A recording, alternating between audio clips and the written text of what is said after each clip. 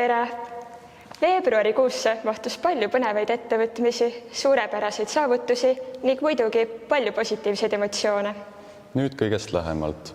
Veebruar algas traditsioonilise G5 koolide Tartu rahu aastapäeva tähistamisega Tallinna Reaalkooli monumendi juures, et ühiselt mälestada õpetajaid ja õpilasi, kes langesid vabadussõjas.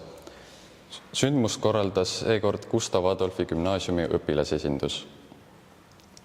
Tallinna Haridusamet on veebruari kuulutanud kodukuuks ning meie koolis alustas tegutsemist kodutütarde rühm. Uurimegi, millega kodutütred tegelevad ning mida põnevat õpitakse ja ette võetakse. Uurimegi, et millega kodutütred tegelevad, mida huvitavat õpitakse ning ette võetakse. Kodutütred on 7–18-aastased tütarlapsed, kes tegelevad siis erinevate riigikaitse jaoks oluliste tegevuste õppimisega. Teeme hästi palju erinevaid tegevusi. Õpime, kuidas näiteks metsas orienteeruda. Lähme näiteks paraadi just vaatama 24.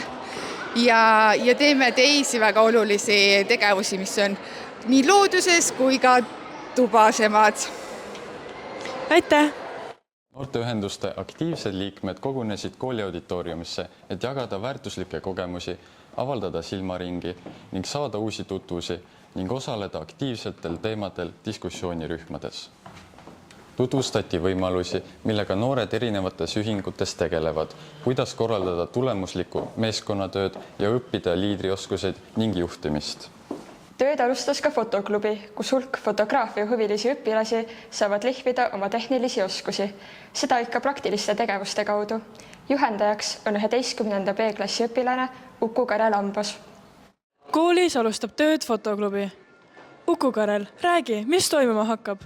Õpime tundma fototehnikat, külastame fotonäitusi, pildistame kooliüritusi, korraldame ka ise fotonäitusi ning kuulame erinevaid huvitavaid külalisesinejaid. Aitäh! 9. klasside lõpetajatele toimus infotund ja avatud ustepäev, mis tõi kokku aulatäis meie koolist huvitatuid, räägiti ühiskatsetest, õppesuundadest, suunamoodulitest, valikkursustest, tutvustati aktiivselt tegutsevaid õpilasorganisatsioone ja muidugi valikute ning võimaluste rohket kirevat koolielu. Toimus ka G5 koolide õpilasvahetus, kus 9-ndikud said tutvuda meie kooliga, osaleda õppetundides ja näha oma silmaga meie kaunist koolimaja. Tere, olete vahetusõpilased. Millisest koolist? Tere, mina olen Liis ja ma olen Tallinna Inglise kolledžist. Tere, ma olen Friida, ma tulen Tallinna Prantsuse lütseumist. Millised on teie esimesed muljed meie koolist? Koolil on väga sõbralik ja vastuvõttev keskkond.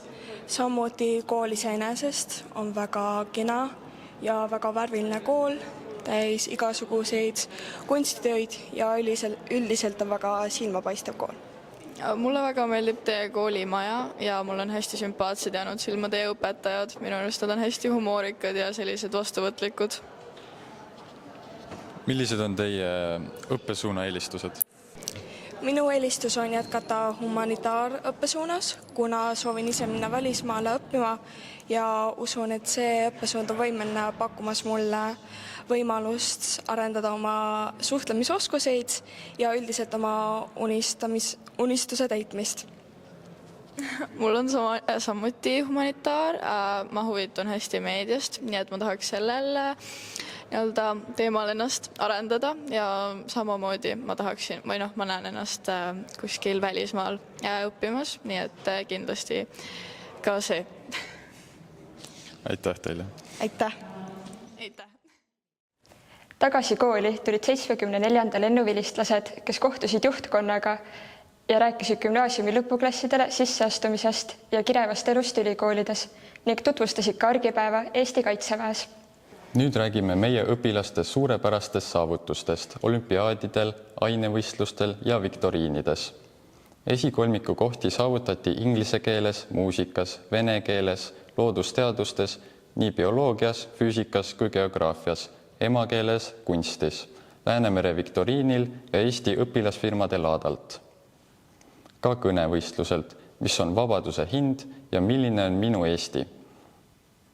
Edukad olid ka meie sportlased. Saavutusteks esikolmiku kohad lauatennises, sportakrobaatikas ja saalihokis.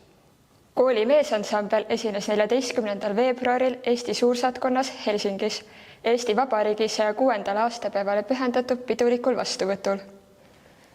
Sõbrapäeva hakati koolis ette valmistama juba varakult. Kodunduse tundides küpsetati magusaid kingitusi. Sõbrapäeval joonistasid esimeste ja 12. klasside õpilased koos sõbrakaarte. Tegevust jagus kõigile. Vahva oli martsipani töötuba ja muusikalised vahetunnid, kaunis fotosein, sõbrapost ja tegus roosikuller.